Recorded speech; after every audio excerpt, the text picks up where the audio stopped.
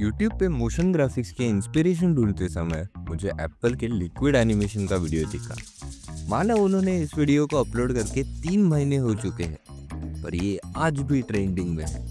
इसी कारण आज हम देखने वाले हैं कि आफ्टर इफेक्ट्स में हम लिक्विड एनिमेशन कैसे कर पाएंगे, वो भी बिना किसी प्लगइन्स के। शुरुआत करने के लिए हम आफ्टर इफेक्ट्स को चालू कर लेते हैं और अरे आफ्टर इफेक्ट्स ओपन होने के बाद हमें एक नया कॉम्पोजिशन बनाना है। प्रीसेट्स में आकर मैं सिलेक्ट करता हूँ सोशल मीडिया लैंडस्केप। इसमें सिर्फ 30 FPS की जगह हम 60 FPS सेट करेंगे, जिसकी वजह से हमारा एनिमेशन थोड़ा स्मूथ दिखाई देगा।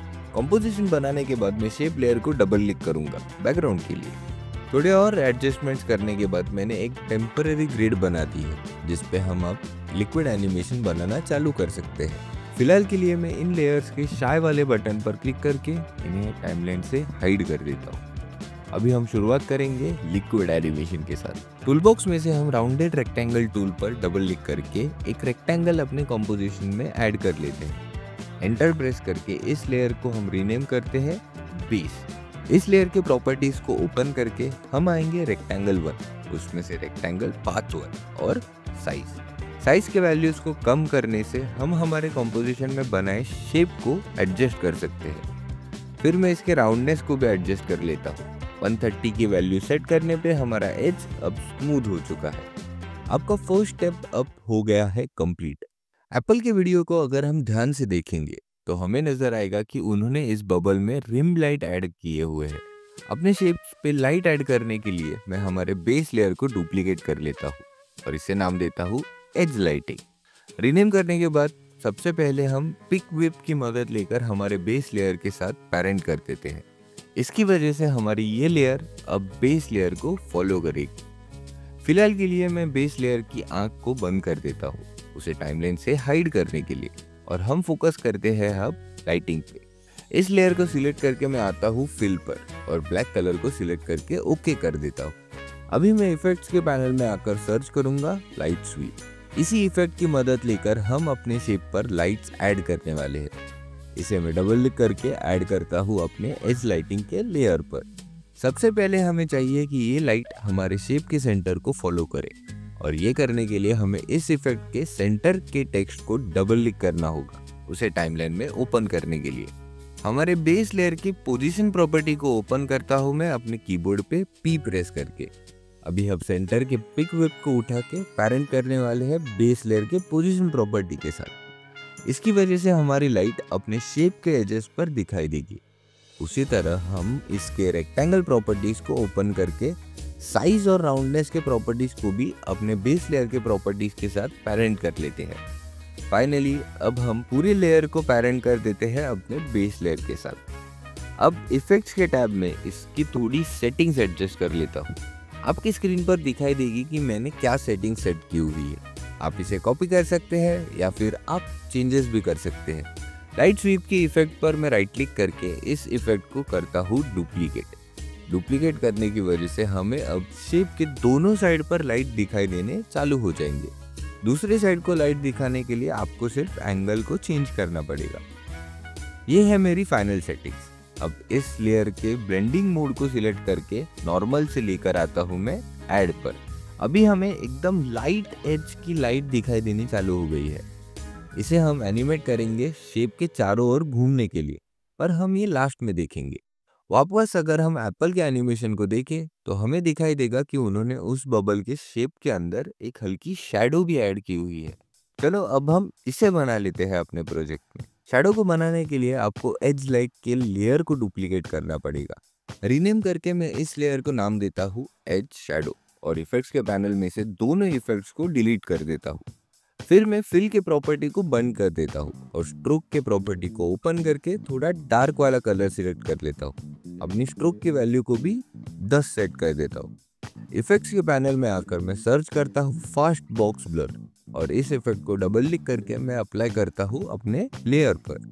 इसके वैल्यू को मैं लेकर आता हूँ 10 के आसपास और इसके ब्लेंडिंग मोड को चेंज करके मैं सेट करता हूँ मल्टीप्लाई। हमने अभी शैडो लेयर बना लिया है। अभी हम इसे ट्रैक मैट के व्हिप को लेकर अपने बेस शेप के साथ मैट कर देते हैं। इसकी वजह से ये जो शैडो है ये शेप के अंदर ही दिखाई देगा। इसी के साथ हमारा लिक्विड एनिमेशन का बेस रेडी हो चुका है। अभी हमें जो एक्चुअल ग्लास का इफेक्ट है उसे लाना होगा। ग्लास के इफेक्ट को लाने के लिए मैं सबसे पहले एक एडजस्टमेंट लेयर को अपने टाइमलाइन पे ऐड कर लेता हूँ और उसे बैकग्राउंड और शैडो लेयर के ऊपर लाकर प्लेस कर देता हूँ। एडजस्टमेंट लेयर को हम मैट कर लेते हैं अपने बेस शेप लेयर के साथ, जिसकी वजह से जो भी इफेक्ट्स हम इस लेयर पर ऐड करेंगे वो सभी सिर्फ अपने लिक्विड एनिमेशन वाले बबल पर ही दिखाई देगा। मैं आता हूँ इफेक्ट्स के पैनल में और सर्च करता हूँ ग्लास। सीसी ग्लास के इफेक्ट को हम ऐड कर लेते हैं अपने लेयर पर और ये सभी सेटिंग्स में यूज कर रहा हूँ सीसी ग्लास के इफेक्ट पर। इसके कारण हमें डिस्टॉर्शन बहुत अच्छा दिखाई देगा। आप चाहे तो इसके वैल्यूज को चेंज भी कर सकते हैं। अभी हम ऐड करेंगे सीसी लेंस और इसी इफेक्ट की वजह से हमें एप्पल के एनिमेशन के एजेस जैसा प्रोफेशनल डिस्टॉर्शन दिखाई देगा। सीसी लेंस की इफेक्ट में सेंटर के टेक्स्ट पर डबल क्लिक करता हूं मैं इसे हमारे टाइमलाइन पे ओपन करने के लिए। अपने बेस यानी मेन लेयर के पोजीशन प्रॉपर्टी के साथ उसे पेरेंट कर देता हूँ। इसकी वजह से हमारा डिस्टॉर्शन हमारे बेस लेयर के मिड पॉइंट से ही होगा। डिस्टॉर्शन को एडजस्ट करने के लिए हमें सबसे पहले ट्रैक मैट के लेयर को बंद करना होगा और सीसी लेंस की इफेक्ट में साइज को छोटा कर लेना होगा, जिसकी वजह से हमारे डिस्टॉर्शन का एज हमारे शेप के एज से बस जरा सी ही दूरी पर रहे। ये है इसके सेटिंग्स। एक बार आपके सेटिंग्स फाइनल हो गए फिर आप ट्रैक मैट को वापस एक्टिवेट कर सकते हैं बेस लेयर को मैट सिलेक्ट करके, और फिर आप देख सकते हैं कि हमें हमारे स्क्रीन पर डिस्टॉर्शन मिलना चालू हो चुका है। स्ट्रोक और कन्वर्जेंस के वैल्यू को चेंज करके आपको चाहिए वैसे सेटिंग्स आप रख सकते हैं। अभी हम एक एक्सप्रेशन ऐड करेंगे इसके साइज को अपने बेस लेयर के साथ मैच करने के लिए। वीडियो के डिस्क्रिप्शन में मैंने इस एक्सप्रेशन को शेयर किया है, तो कॉपी करके पेस्ट कर सकते हैं या फिर आप टाइप भी कर सकते हैं क्योंकि स्क्रीन पे भी ये एक्सप्रेशन दिखाई दे रहा है। इस एक्सप्रेशन की वजह से आपकी एडजस्टमेंट लेयर बेस लेयर के साइज के साथ चेंज हो जाती है। अभी हमें लाइट के रिफ्रैक्शन को ऐड करना होगा। इसे ऐड करने के लिए मैं एज लाइटिंग के लेयर को डुप्लीकेट करता हूँ और इस लेयर को रीनेम करता हूँ डिस्प्लेसमेंट। इसके ब्लेंडिंग मोड को नॉर्मल पर लेके आता हूँ और इफेक्ट्स के टैब से सारे इफेक्ट्स को निकाल देता हूँ। फिल को चेंज करके मैं न्यूट्रल ग्रे सिलेक्ट करता हूँ जिसका हेक्स कोड आपको स्क्रीन पर दिखाई दे रहा होगा। फिर मैं ग्रेडियंट स्ट्रोक को एक्टिवेट कर देता हूँ और टेम्पररी इसके साइज को रखता हूँ 70। हैंडल्स को एडजस्ट करके मैं ब्लैक साइड को अपने शेप के ऊपर रखता हूँ और व्हाइट साइड के हैंडल को नीचे लेकर आता हूँ, जिसकी वजह से हमें ये शेप मिले। इसके बाद मैं फास्ट ब्लर इफेक्ट ऐड करता हूँ अपने लेयर पे और इसकी वैल्यू सेट करता हूँ 60। इसके बाद का इफेक्ट जो हम ऐड करने वाले हैं उसका नाम है डिस्प्लेसमेंट मैप। एडजस्टमेंट लेयर को मैं वापस सिलेक्ट करता हूँ और डिस्प्लेसमेंट मैप के इफेक्ट पर डबल क्लिक करता हूँ उसे अपने लेयर पर अप्लाई करने के लिए। डिस्प्लेसमेंट मैप लेयर के टैब में ध्यान दीजिए कि अपनी डिस्प्लेसमेंट की लेयर ही एक्टिव रहे और सोर्स के बटन पर क्लिक करके उसे ले आइए इफेक्ट्स एंड मास्क। ये बहुत जरूरी है क्योंकि आप ये नहीं करोगे तो आपके इफेक्ट्स आपकी स्क्रीन पर दिखाई नहीं देंगे। हॉरिजॉन्टल वैल्यू को हम 0 कर देते हैं और वर्टिकल डिस्प्लेसमेंट को रेड से चेंज करके लाते हैं लुमिनेंस पर। वर्टिकल डिस्प्लेसमेंट के वैल्यू को अब मैं -60 कर देता हूँ। अभी अगर हम अपने बेस लेयर को सिलेक्ट करके इस शेप लेयर को मूव करें, अपने शेप के एजेस पर ग्लास के रिफ्लेक्शंस आना शुरू हो गए हैं। इस शेप के एज को एडजस्ट करने के लिए डिस्प्लेसमेंट मैप के लेयर को हम सिलेक्ट करेंगे। इसके स्ट्रोक और फास्ट ब्लर के इफेक्ट के वैल्यूज को हम चेंज करेंगे। अभी फाइनल सेटिंग्स आपके स्क्रीन पर दिखाई दे रहे होंगे।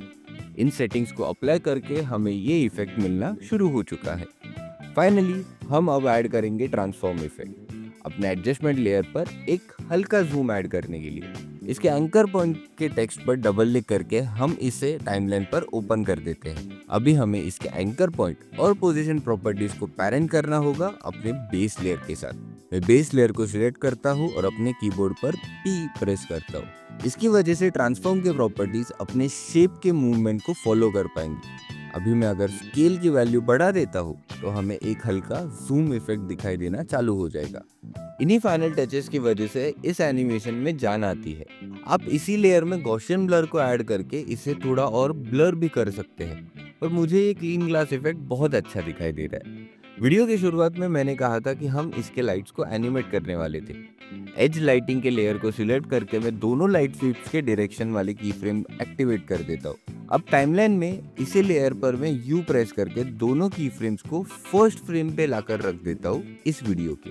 इसके बाद हम -1 यानी एक पूरा रो 360 डिग्री का सेकंड की फ्रेम दोनों इफेक्ट्स के लिए ऐड कर देते हैं और इसे अपने एंड पॉइंट पर लाकर रख देते हैं। इसी के साथ हमारा ये लिक्विड एनिमेशन का ट्यूटोरियल यही खत्म होता है।